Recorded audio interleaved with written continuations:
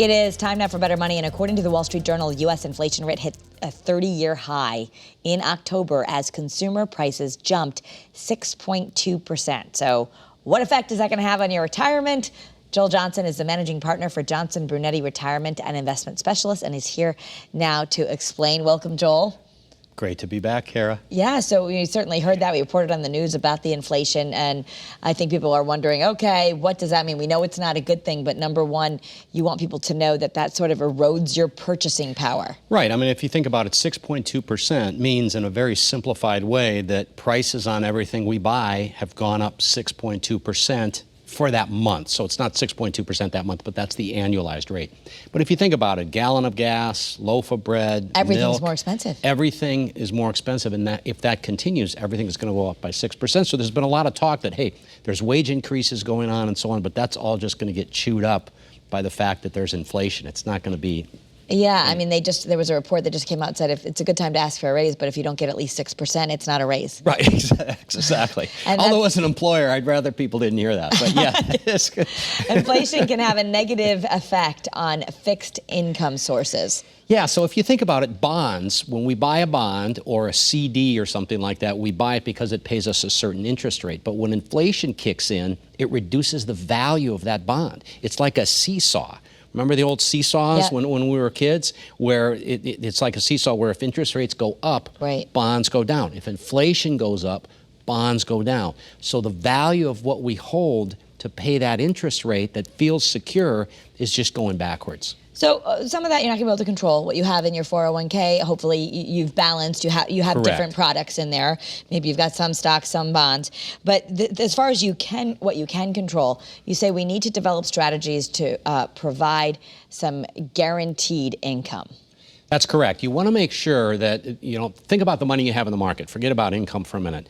You want that money, you want to be able to hold on to that because the market's going to go up, the market's going to go down. And what you don't want is while you're taking income to have to sell stocks at a low or sell your mutual funds at a low. So we've got to have enough money to produce guaranteed income, whether that's a bond, an insurance product, a CD, whatever that would be, so that we can leave that stock market investment alone. Okay. And that means you might also have to control your spending. You say during times like this, I guess we should always be spending wisely, but especially right now. Yeah, and I'm the person that hates budgets. I don't like to be told I can't spend money on something. But at a time like this, we don't know how bad this is going to get. It might just be an anomaly. It might get worse. And so we should be setting reserve accounts aside and try to put off that spending if you can. So obviously, food is more expensive. Lots of things are more expensive, so you can't control that. It's more the discretionary income. I want to ask you, a lot of people have been talking about refinancing their mortgage.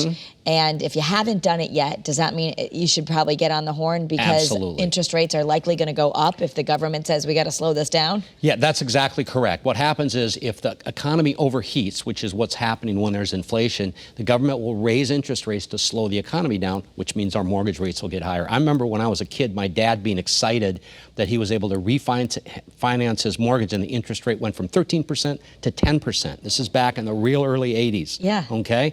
And so that, I don't want to say that's going to happen again, but we want to catch that early. So refinance if you're thinking about it. Yeah, especially some of people might have bought a house on an arm or things could fluctuate in the future. Right, exactly. So they're still historically low, at least right now, but you expect that they're going to start putting them up. Correct. Also to think about holiday spending, that if you're going to put things on credit cards, those interest rates are going to probably be really high next year, so you don't want to do that. Yeah, only put it on a credit card if you can pay it off right away. Okay, so you have an offer to help people.